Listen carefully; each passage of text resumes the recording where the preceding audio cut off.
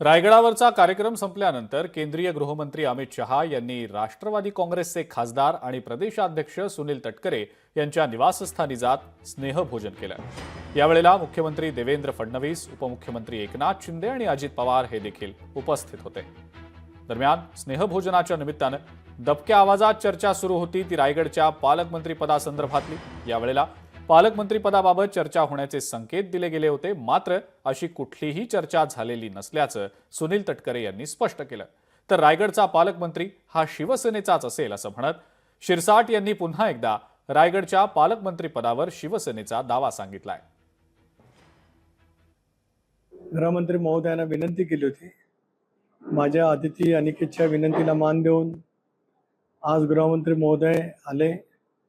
त्यांच्याबरोबर राज्याचे मुख्यमंत्री देवेंद्रजी, आदरणीय एकनाथराव शिंदे, अजितदादा, प्रफुल्लभाई पटेल, आशिष शेलार, मुरलीधर मोहोळ, शिवेंद्रराजे भोसले आणि विधिमंडळातील खासदार धैर्यशील पाटील, आमदार प्रशांत ठाकूर, महेश बालदी, प्रवीण दरेकर आदी सर्व सहकारी त्या ठिकाणी आले आणि आज आम्ही त्या ठिकाणी स्नेहभोजन अतिशय आनंदाच्या वातावरणामध्ये त्या ठिकाणी केलं।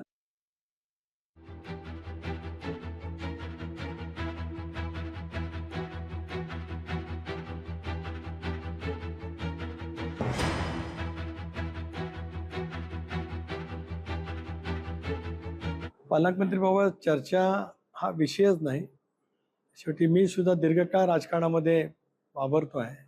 अशा वेळेला आपल्या विनंतीला मान देऊन ज्यावेळेला केंद्रीय गृहमंत्री येतात त्यावेळेला त्यांचं स्वागत करणं, त्यांच्या समेत आलेल्या सर्व नेत्यांचं स्वागत करणं हे माझं कर्तव्य आहे।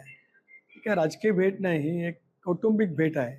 आजच्या भेटीत पालकमंत्री सोडाच कुठल्याही राजकीय विषयावरती बिलकुल त्या ठिकाणी चर्चा नाही। पालकमंत्री पदाचा वाद जो आहे तो वाद मुळात व्हायला नको होता असं आमचं आताही मत आहे। भाजपचे 3 आमदार आहेत, शिवसेनेचे 3 आमदार आहेत, राष्ट्रवादीचा 1 आमदार आहे। गेल्या वेळेला सुद्धा पालकमंत्रीपद त्यांच्याकडे दिलं होतं। आता या वेळेला तो आग्रह धरणं ठीक नाही।